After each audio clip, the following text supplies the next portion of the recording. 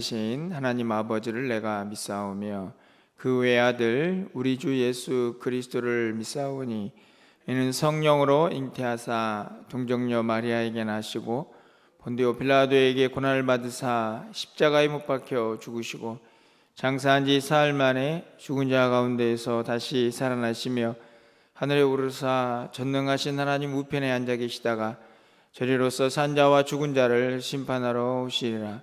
성령을 믿사오며 거룩한 공예와 성도가 서로 교통하는 것과 죄를 사하여 주시는 것과 몸이 다시 사는 것과 영원히 사는 것을 믿사옵나이다. 아멘. 우리 찬송가 383장 눈을 들어 산을 보니 찬양드립니다. 383장입니다.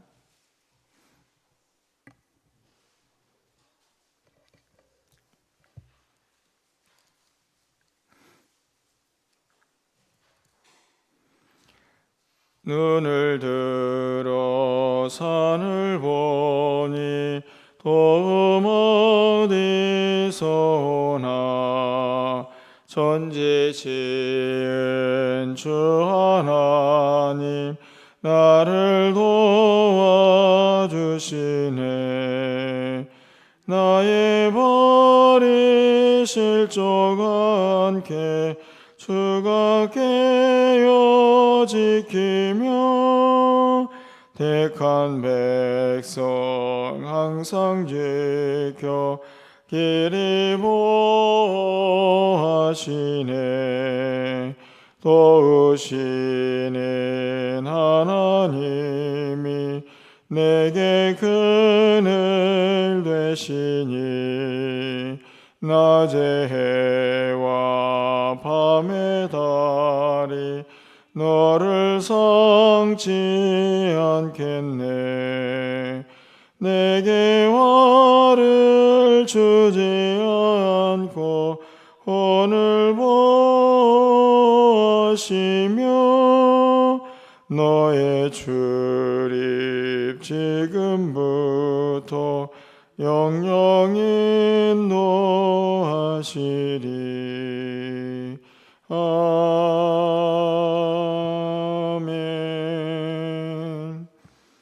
오늘 하나님 말씀은 예레미야 예가 1장 12절에서 22절까지 말씀입니다. 구약성경 1144쪽에 있습니다.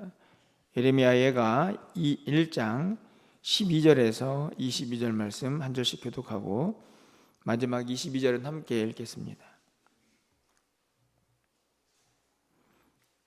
지나가는 모든 사람들이여 너희에게는 관계가 없는가? 나의 고통과 같은 고통이 있는가 볼지어다. 여호와께서 그의 진노하신 날에 나를 괴롭게 하신 것이로다.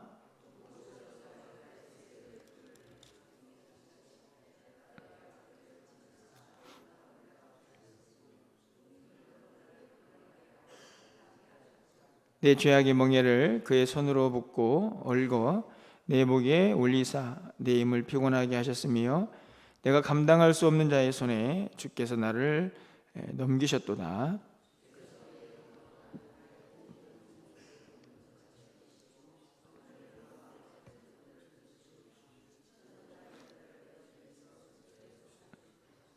이로 말미암아 내가 우니 내 눈물이 물같이 흘러내리며 나를 위로하여 내 생명을 회복시켜 줄 자가 멀리 떠났음이로다. 원수들이 이김에 내 자녀들이 외롭도다.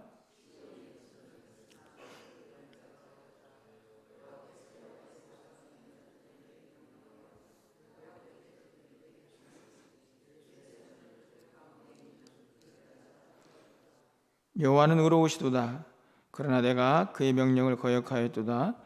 너희 모든 백성들아 내 말을 듣고 내 고통을 볼지어다. 나의 처녀들과 나의 청년들이 사로잡혀 갔도다.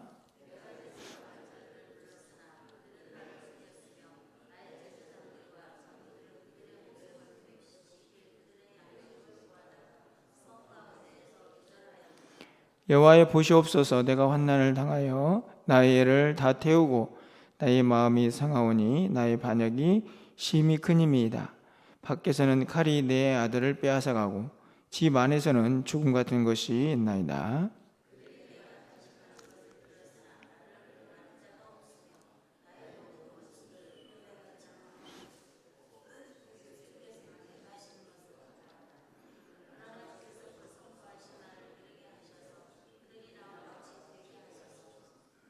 22절입니다. 그들의 모든 악을 주 앞에 가지고 오게 하시고 나의 모든 죄악들로 말미암아 내게 행하신 것 같이 그들에게 행하옵소서. 나의 탄식이 많고 나의 마음이 병들었나이다. 아멘. 어제부터 예레미야 예가의 말씀을 살펴보고 있습니다. 우리가 열왕기를 통해서 이스라엘 백성들의 왕들의 모습을 살펴보았는데요. 사실은 예레미야 예가와 또 우리가 읽었던 이 열왕기 하의 마지막 끝부분에 있는 말씀들이 전혀 다른 시기를 담고 있지는 않습니다. 무슨 말씀이냐 하면 예레미야 선지자는 남유다가 멸망할 때 그때 활동했던 선지자이기 때문에 이스라엘 특히 남유다가 이제 바벨론에 의해서 멸망당하는 그 모든 그 아픔의 순간들을 고스란히 이제 몸으로 체험한 그런 선지자입니다. 그가 부르는 노래 슬픔의 노래이기 때문에 시기적으로 보면 자연스럽게 이어지고 있는 열왕기 하의 말씀과 잘 이어지고 있는 그런 내용이라고 우리가 이해할 수가 있습니다. 여기서 가장 중요한 것은 문득 그런 생각이 좀 들었습니다. 말 그대로 예가는 슬픈 노래죠. 그래서 선지자의 눈물이 있고 그리고 더 나아가서는 이 시온 예루살렘 성 멸망당한 예루살렘 성이 마치 의인화되어서 사람처럼 고통당하고 또 눈물 흘리는 모습이 이제 기록이 됩니다. 그래서 예가죠. 오늘 16절도 그렇게 기록되어 있습니다. 이로 말미암아 내가 우니 내 눈물이 물같이 흘러내리며 이렇게 되어 있는데요.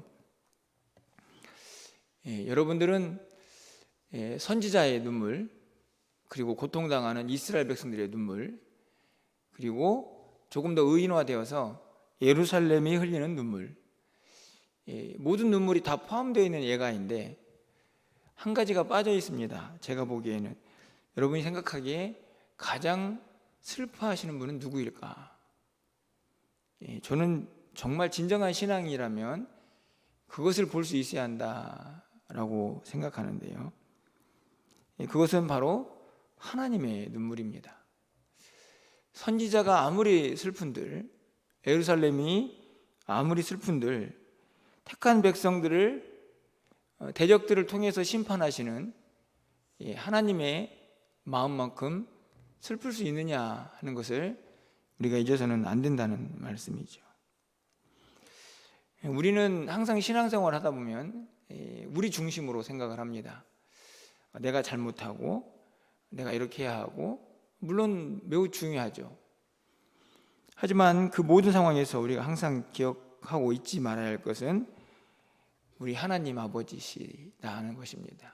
그분의 마음, 우리의 선행, 우리가 말씀대로 순종할 때, 또 우리가 하나님 말씀을 거역할 때, 그 모든 것을 보고 계시는 하나님의 마음을 우리가 이해하는 것이 정말 성숙한 신앙인의 모습이다 하는 것을 저는 이 예가를 통해서 다시 한번 깨닫게 되는데요. 여러분이 그 눈물로 이 예가를 좀 잘 이해했으면 좋겠다 하는 생각을 갖게 됩니다. 다시 말씀으로 좀 돌아와서 오늘 본문에서 읽은 내용을 우리가 정리를 해보면 크게 두 가지 내용을 담고 있습니다. 하나는 이 시온 예루살렘 성이 스스로 깨닫는 거죠. 우리가 왜 고통을 당하고 있는가? 그것은 하나님이 하신 거다. 우리가 죄를 지어서 하나님이 심판하신 것이다 라고 하는 인정, 깨달음이죠. 고백이죠. 그리고 나서 우리를 도우실 분은 하나님뿐이다 라는 사실을 확실하게 고백하는 이 두 가지 내용을 오늘 본문이 담고 있습니다. 물론 후반절에 가보면 대적들을 향한 하나님의 심판을 또 기대하는 내용도 있지만 오늘 이 아침에는 크게 두 가지를 함께 여러분 말씀을 나누고 정리해 보려고 합니다. 가장 먼저는 이 시온, 예루살렘 왜 그렇게 힘들고 슬픈가 하는 내용이죠. 아까 말씀을 드린 것처럼 그것은 하나님 때문이다. 그리고 더 궁극적으로는 그들이 죄를 지었기 때문이다 하는 것을 고백합니다. 여러분 12절 하반절 말씀을 좀 가서 보시면 여호와께서 그의 진노하신 날에 나를 괴롭게 하신 것이로다. 누가 나를 괴롭게 했냐면 하나님께서 나를 괴롭게 하셨죠. 심판의 날, 하나님의 심판의 날을 깨닫고 있는 것입니다. 14절 말씀을 보면 내 죄악의 멍에를 그의 손으로 묶고 얽어 내 목에 올리사 이렇게 되어 있습니다. 내 죄악의 멍에, 그러니까 하나님이 왜 나를 힘들게 하시느냐? 내가 죄를 지었기 때문이다 라고 고백을 하고 있는 거죠. 15절 말씀도 마찬가지입니다. 주께서 내 영토 안 나의 모든 용사들을 없는 것 같이 여기시고, 그렇죠? 누가 그걸 하셨습니까? 주께서입니다. 그러니까 지금 당하고 있는 그 고난, 그 고난의 이유가 뭐냐? 우리의 죄 때문이다. 그리고 그 죄를 하나님께서 그냥 두고 보신 것이 아니라 진노의 날에 심판하신 것이다. 그렇게 고백을 하고 있는 것입니다. 되게 단순해 보이지만 너무나 중요한 고백이라는 생각을 합니다. 왜냐하면 내가 당하는 고난의 이유, 그리고 그 고난을 해결하실 분이 누구신가를 알고 있다는 것을 의미하기 때문입니다. 나는 지금 죄를 지었습니다. 하나님이 나를 심판하고 계십니다. 이걸 인정을 해야 여러분 그 다음에 어떤 일을 할 수 있겠습니까? 누구에게 가서 기도하고 회개할 수 있습니까? 당연히 하나님이죠. 이걸 인정하지 않으면 기도할 대상도, 용서를 구할 대상도 찾지 못하고 도움을 구할 대상도 찾지 못하는 것이죠. 하지만 오늘 예레미야 예가의 그 나는 분명하게 이 고난의 이유와 누가 정말 나를 도울 뿐인가 하는 것을 알고 있는 것이죠. 그래서 이어지는 말씀을 보면 나를 도우실 분은 하나님 뿐이다 라고 고백을 하게 되는 것입니다. 여러분 17절 상반절 말씀을 좀 가서 보시면 시온이 두 손을 폈으나 그를 위로할 자가 없도다. 그렇죠? 시온은 예루살렘 성인데 고통을 받습니다. 두 손을 폈다는 말은 도와달라고 애원하는 모습인데 누가 그들을 도울 수 있을까요? 이 땅에 있는 어떤 존재도 하나님의 진노를 피할 사람이 없고 그 도움을 줄 사람도 없습니다. 19절 말씀을 볼까요? 내가 내 사랑하는 자들을 불렀으나 그들은 나를 속였으며. 얼마나 비극적입니까? 사랑하는 사람들에게 왜 불렀을까요? 그들을 왜 불렀을까요? 도와달라고. 그런데 오히려 그들이 자신을 속였죠. 그뿐만이 아닙니다. 나의 제사장들과 장로들은 그들의 목숨을 회복시킬 그들의 양식을 구하다가 성 가운데에서 기절하였다. 그러니까 제사장, 종교 지도자들, 그리고 장로들은 역시나 종교 지도자이고 어떤 이제 조금은 다른 의미의 영역에서 자신들의 영향을 주었던 사람들이겠죠. 그들은 도와줬느냐? 아니죠. 그들도 그들 살기에 바빴습니다. 자신의 목숨을 위해서 먹을 것을 구하다가 기절하는, 자기 살기 바쁜 거죠. 사랑하는 사람들에게 도움을 청했더니 자신을 속이고, 저 종교 지도자들만큼은 나를 좀 도와주겠지라고 했더니 그들도 자기 살기 바쁘다가 결국 그들도 기절하는. 무엇을 의미하고 있습니까? 누가 너희들을 도와줄 자냐? 21절 말씀입니다. 그들이 내가 탄식하는 것을 들었으나 나를 위로하는 자가 없으며 나의 모든 원수들은 내가 재난당한 것을 듣고 주께서 이렇게 행하신 것을 기뻐합니다. 오히려 그렇게 고난당하는 것을 보면서 이제 기뻐한다. 잘 됐다. 아이고.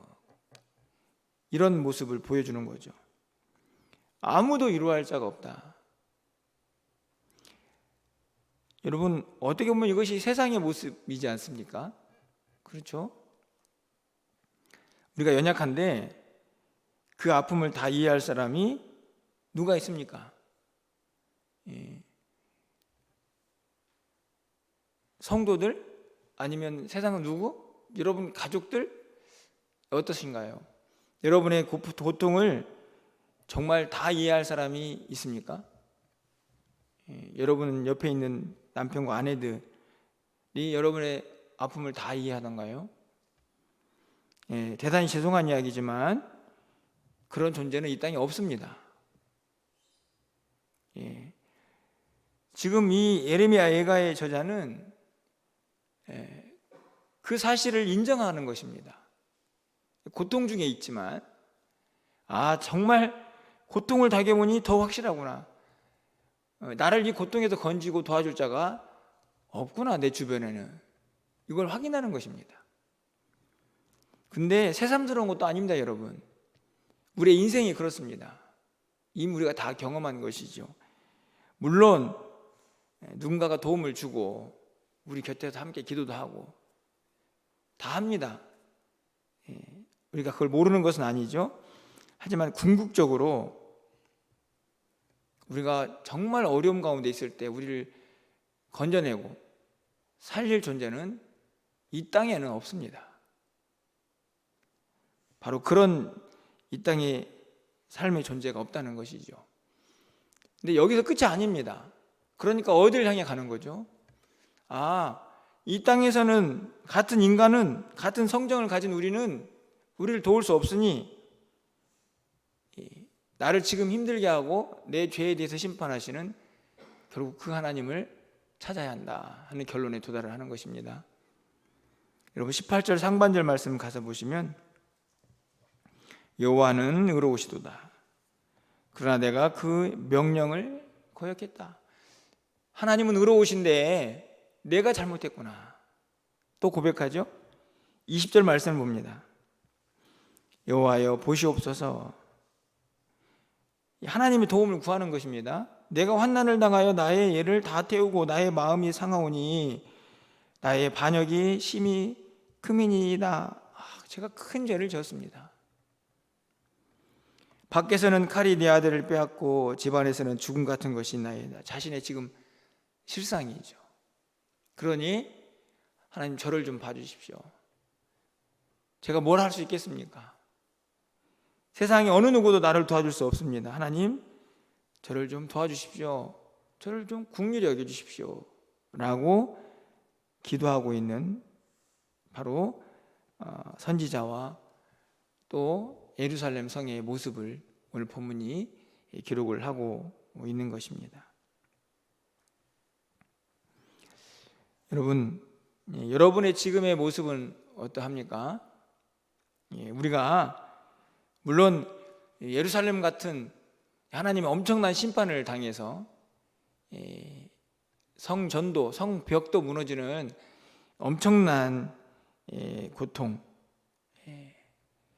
그리고 그런 죄를 하나님 앞에 범하지는 않을 수 있습니다. 하지만 우리 모두는 알고 있습니다. 하나님 앞에 의로운 자는 아무도 없죠. 하나님 앞에 서면 모두가 다 죄인인 것입니다.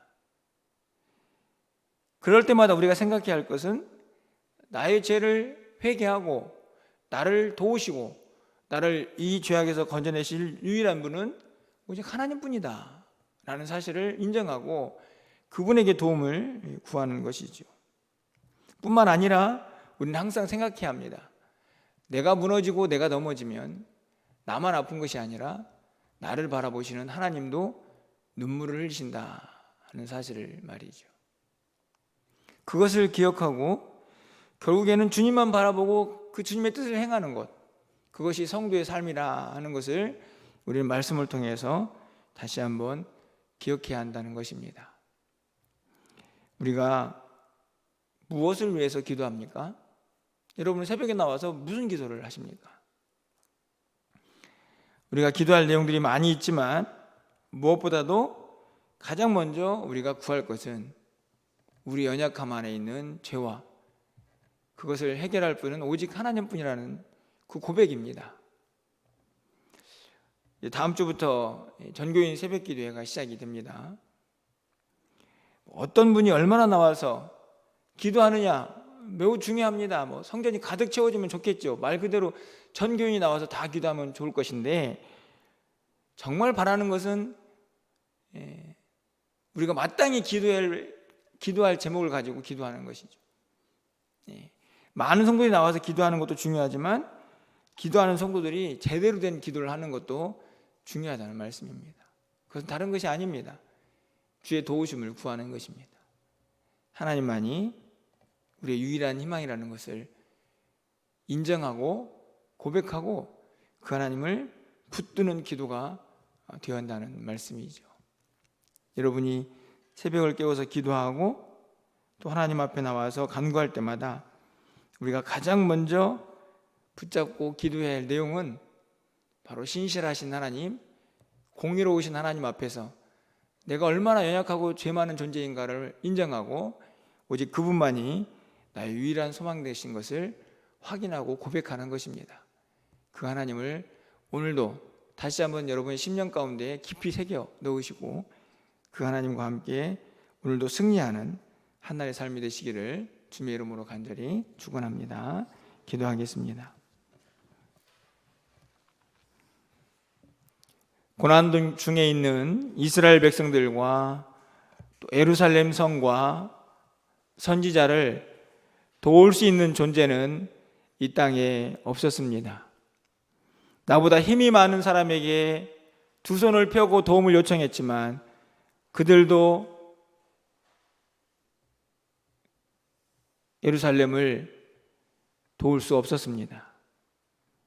내가 사랑하는 사람이 혹시 나를 도와주지 않을까 도움을 구했지만 종교 지도자들이 목사가 장로가 나를 혹시 도와주지 않을까 구했지만 그들도 도움이 되지는 않았습니다. 그것이 우리의 모습인 것을 우리는 너무나 잘 알고 있습니다. 성도 간에 사랑하고 서로를 위로하고 또 우리가 서로를 위하여 기도하고 돕고 있지만 그 도움이 온전하지 못하다는 사실을 우리는 너무나 잘 알고 있습니다. 하나님, 우리 모두가 착각하지 않고 이 땅에서 유일한 우리의 도움은 오직 하나님뿐인 것을 다시 한번 기억하며 그 하나님 앞에 나와 회개하고 국률하게 주의 도우심을 구하는 우리 모두가 되게 하여 주시옵소서. 우리를 도우시는 하나님을 의지하고 그 하나님 앞에 우리의 모든 것들을 맡기며 그 하나님과 동행하기에 부족함이 없는 우리 모두가 되게 하셔서 하나님의 도우심으로 이 땅을 넉넉히 승리하며 살아갈 수 있는 우리 모두가 되게 하여 주시옵소서. 우리가 기도합니다. 하나님이 원하시는 기도, 하나님의 뜻을 구하는 기도가 되게 하시고 우리의 삶에서 하나님 우리를 바라보시는 주님의 눈물을 더 이상 흘리지 않게 하는 우리의 신앙생활 될 수 있도록 주님 도와주시옵소서. 다음 주부터 계획되어 있는 전교인 새벽 기도를 하나님께서 기억하시고 기도할 자 기도하게 하시고 마땅히 기도할 내용들을 하나님께 간구하는 은혜의 시간들이 될 수 있도록 주께서 함께하여 주시옵소서. 오늘 저녁에 있을 금요 기도회 가운데도 함께 하시고 또 오늘 우리 한날의 삶을 주께서 주관하여 주셔서 실족하지 아니하고 주님과 동행하기에 부족함이 없는 우리 모두가 되게 하여 주시옵소서. 출타한 성도들이 있습니다. 또 연약한 성도들이 있습니다. 하나님 저들을 붙잡아 주시고 저들과도 동행하여 주시옵소서. 오늘도 기도하오니 하늘문을 활짝 열어주시고 우리의 마음의 문도 열어주시기를 간절히 소망하옵고 우리 주 예수 그리스도의 이름으로 기도합나이다. 아멘.